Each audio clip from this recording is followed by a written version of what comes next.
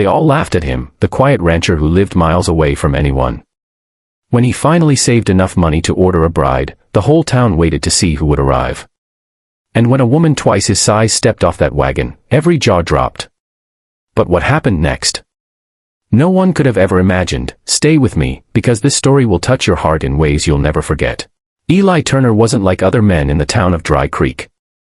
While others gathered at the saloon, told jokes, or shared whiskey, Eli worked the land alone. His ranch stretched across endless golden fields, with cattle that often outnumbered the friends he had.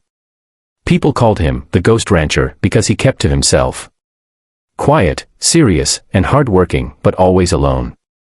The truth was, Eli wasn't unfriendly. He just didn't know how to belong. Life had been cruel. His parents died young, he grew up poor, and while other boys courted women in town, Eli spent his nights fixing fences under the moonlight. Years passed. The lines on his face deepened, and his heart grew heavier. One night, staring at the stars above his ranch, Eli whispered to himself, "Maybe I wasn't meant to have anyone." But deep down, his heart longed for companionship. Someone to talk to at supper. Someone to ride beside him.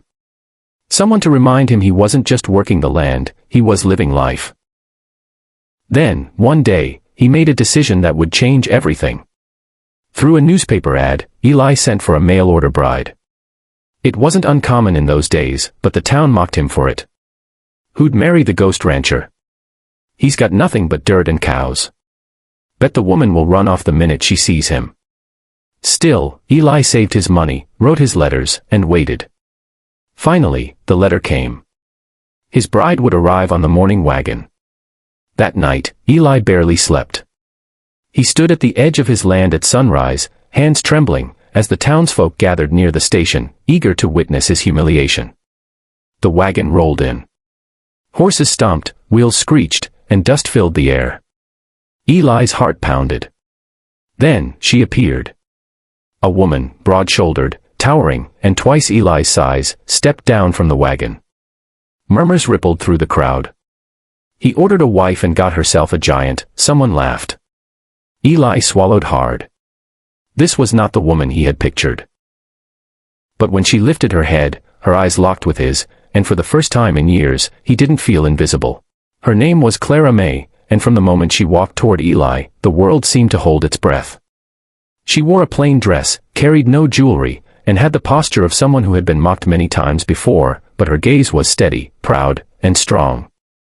Eli offered his hand, shyly. Clara May took it, her grip firm, her voice steady. "Mr. Turner."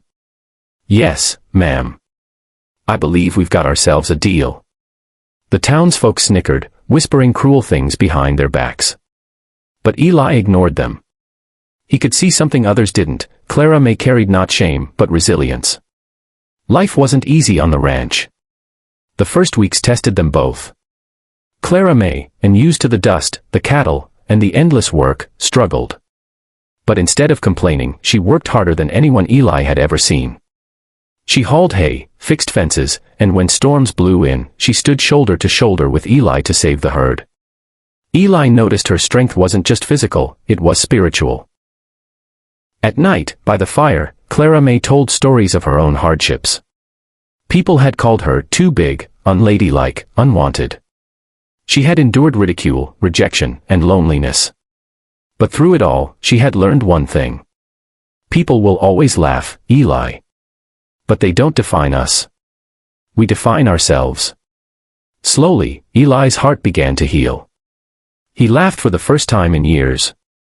He no longer felt like the Ghost Rancher. And in Clara May's presence, he began to believe he was worthy of love. Then came the day that changed everything. A fire broke out in the fields. Flames roared, cattle scattered, and Eli nearly collapsed under the weight of it all. Townsfolk stood at a distance, unwilling to help. But Clara May, this woman they mocked, rushed straight into the blaze. With sheer determination, she drove the cattle to safety, her voice cutting through smoke and chaos. When the fire was finally out, Eli turned to the townspeople and said, "You laughed at me for sending for a bride. You laughed at her for being different. But this woman just saved my ranch, and maybe even this town. Tell me, who among you has that kind of strength? Silence. Not one person spoke. For the first time, the loner rancher wasn't alone, and the woman twice his size wasn't a joke. She was his partner, his strength, his wife. From that day on, no one mocked them again.